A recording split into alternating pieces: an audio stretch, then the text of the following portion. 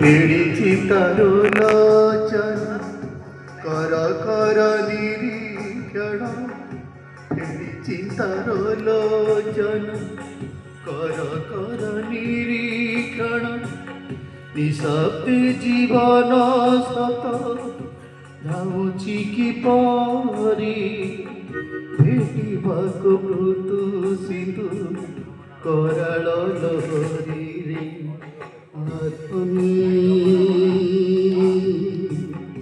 निद्रा परिहरी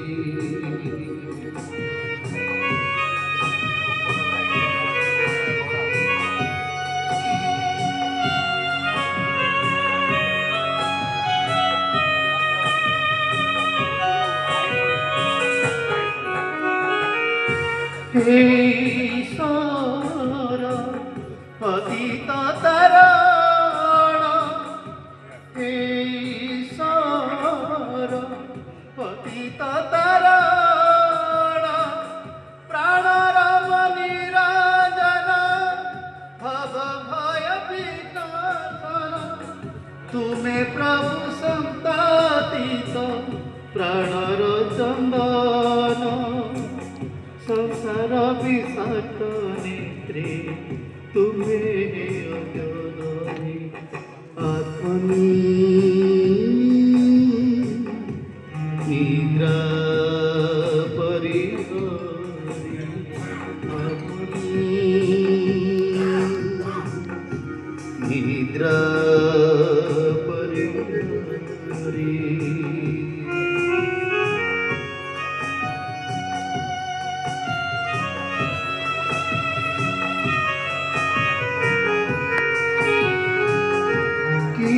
बेगारे जाऊची चाली की बेगारे जाऊची चाली श्री स्रोत संगे भासी जीवनर सुख राशि जाହାର शरणे नर शोक शोष डाकी अतीतकु उद्भोग होई वृद्ध भाली भाली रे आत्मनी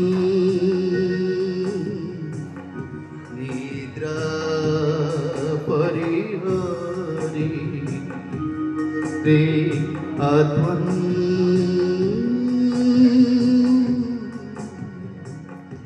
निद्रा परिहरी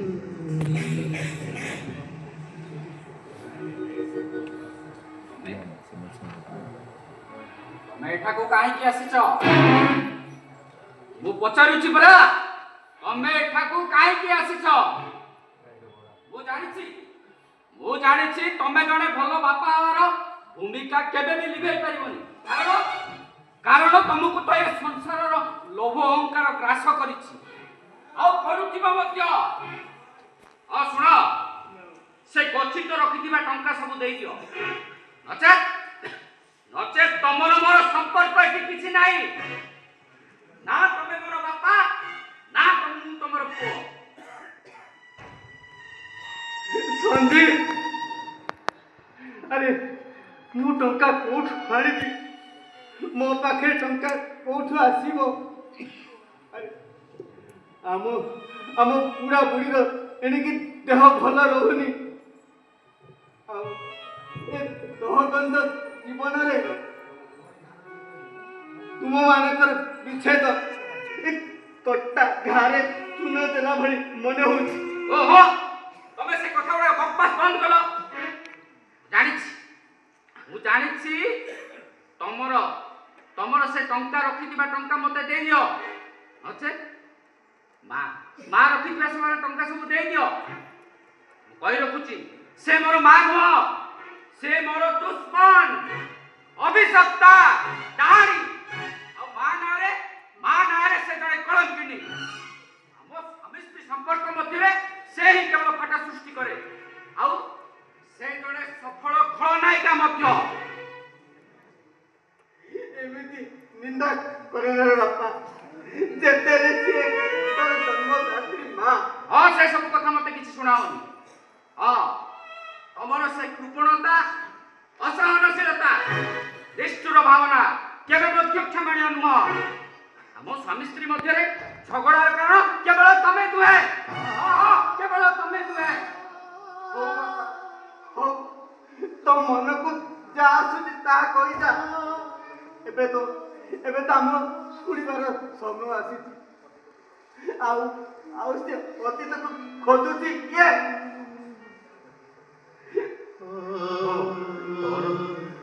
ତୋର ତ ଗୋଟିଏ ବୋଲି ପୁଅ ନା, ତୁ ତାକୁ ମଣିଷ କର। ହଁ ସେ କଥା ମତେ ବେଶ ଭାବରେ ଭଲ ଭାବରେ ଜଣା ଅଛି। ତମେ ଗଲ ଏଠୁ ଧର୍ମ ଜ୍ଞାନ ଶିଖିବାକୁ ଚାଲି ଆସିଛ। ଯାଅ। ହଏ ପୁଅ, ତୁମେ ସବୁ ଖୁସିରେ ରୁହ। ଆଉ ଆମ ଭଳି ବୃଦ୍ଧ ପିତା ମାତା ଯୋଉ କଷ୍ଟ ଭୋଗୁଛନ୍ତି ତାହା କେବଳ ଆମର ଭାଗ୍ୟର ବିଡ଼ମ୍ବନା। ହଉ ରେ ପୁଅ, ମୁଁ ଯାଉଛି। ପଞ୍ଜୁରୀ ଭିତରେ ପ୍ରାଣ ପକ୍ଷୀ ତାର, ପଞ୍ଜୁରୀ ଭିତରେ ପ୍ରାଣ ପକ୍ଷୀ ତାର, ପଞ୍ଜୁରୀରେ ଆଉ ନାହିଁ। କାନ୍ଦି କାନ୍ଦି ନୀତି ଛାତି ଫାଟି ଗଲା, କାନ୍ଦି କାନ୍ଦି ନୀତି ଛାତି ଫାଟି ଗଲା। କି ଯଶର ଜିଲୁ ତୁହି ମନରେ